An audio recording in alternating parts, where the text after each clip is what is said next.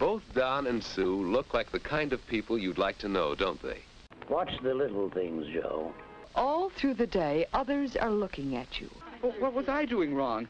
Did I look funny? Now for a cleansing morning shower.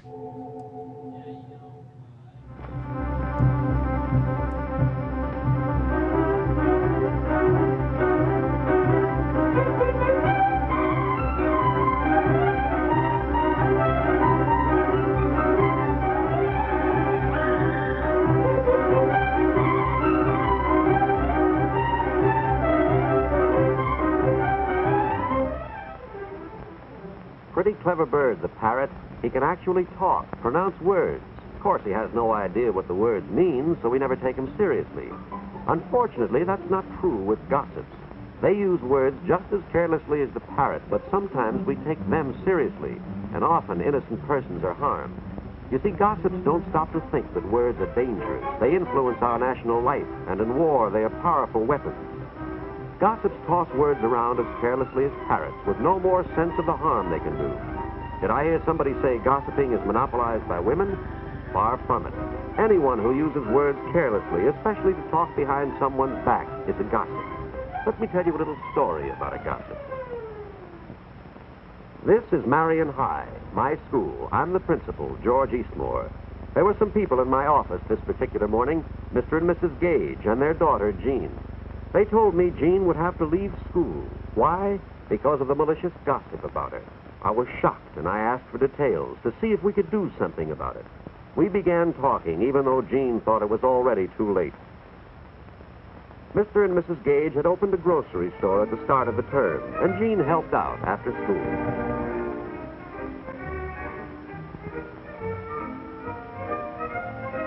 Usually it's difficult for a boy or girl entering a new school to get acquainted and make friends.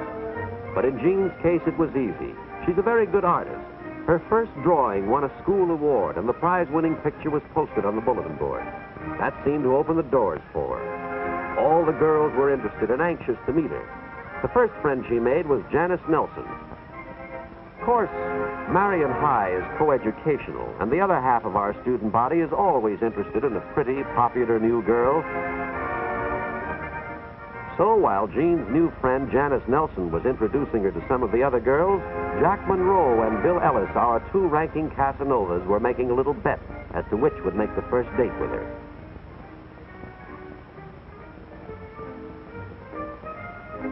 Bill Ellis made the first move. He was waiting on the steps when Janice and Jean left school that afternoon, and soon was off to a running start in the competition. Jack wasn't called the best broken field runner in Marion history for nothing. Besides, he still had some trumps in his hand. Like an open convertible, which had helped quite a few times in the past.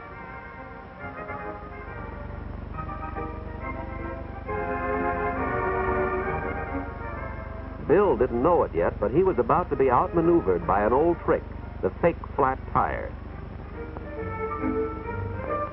Jack was well in the lead now. He drove 12 blocks out of his way to drop Janice off first.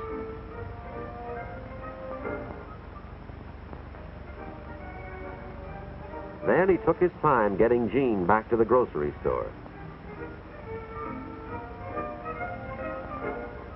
Jean introduced Jack to her mother and father, and presto, he'd won. He had a date with Jean for Friday night. From the time Jack called for her and all during the afternoon and evening, Jean kept thinking to herself how lucky she was that her father had moved his store here so she could attend Marion. She was a brand new student, and already she'd won the art contest, made a whole circle of friends, had been asked to pledge the girls' club, and now here she was out with the most popular boy in school.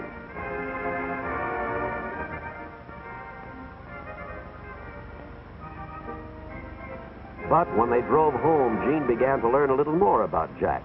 His popularity had gone to his head. He was completely sure of himself, confident that none of the girls could resist him.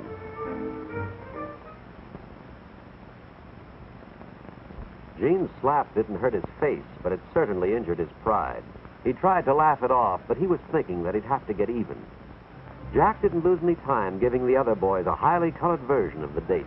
To regain his self-confidence and build himself up in their eyes, he added a few details. Remarks about Jean, completely untrue.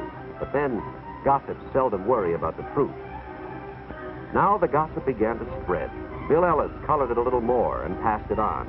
Then Christine Manners took over. First, she used her lunch hour to tell the story to every girl who would listen, and that included practically every girl in the school.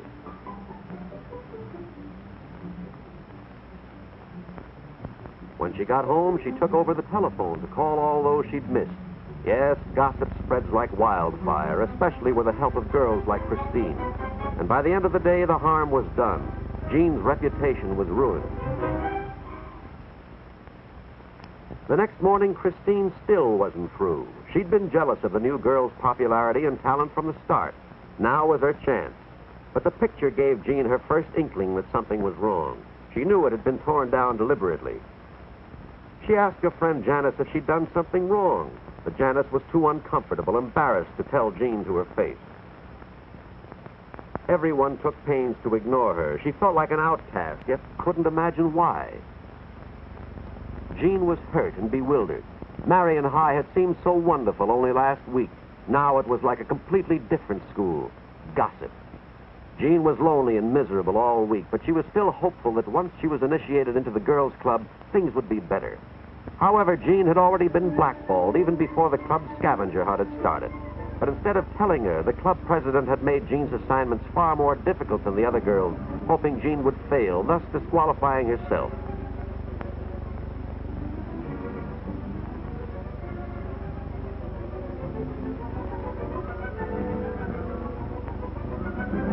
Not knowing this, Jean started out on the scavenger hunt as eagerly as any of the others.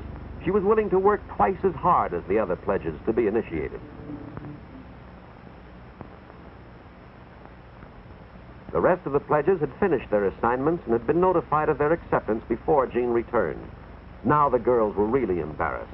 Jean came back with every one of her assignments completed. What could she do next? Nothing, Christine told her. She'd been blackballed. She wasn't wanted. Jean couldn't understand. She'd done her assignments as well as any of them. Why had she been rejected?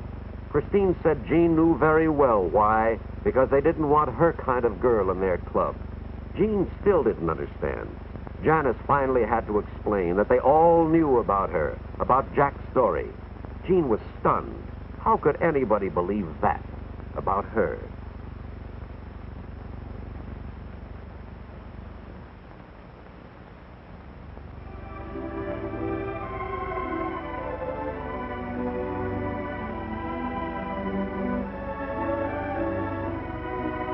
When Mr. and Mrs. Gage came home, Jean told them what had happened, that she hadn't been accepted by the club because of the gossip about her.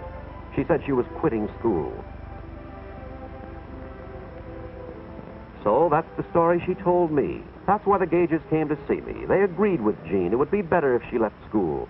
But I asked them to wait, give me a chance to do what I could. Gossip is difficult to fight. You have to go right to the source and stamp it out.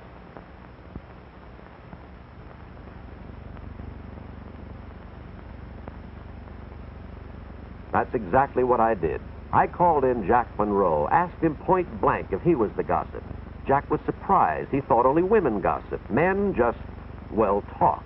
He admitted he'd started the talk, but he never realized the harm it would do. When I had finished explaining what his loose talk had done to Jean, Jack asked me what he could do, and I told him a way, the only way. He thought it over. It wasn't going to be easy. It would be embarrassing, and we both knew it. But he finally agreed.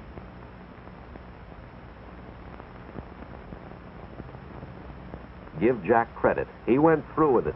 His voice broke a few times, but he managed to tell them all that there was nothing to the gossip, that he had made up the story and was to blame for everything. But that wasn't quite right. I told them that anyone who listens to gossip is almost as much to blame as the person who spreads it. We were going to discuss the problem in assembly, make the whole school aware of the danger, and make sure that no Marion student would ever again be hurt the way Jean was. The next day, the whole student body realized what they had done to Jean.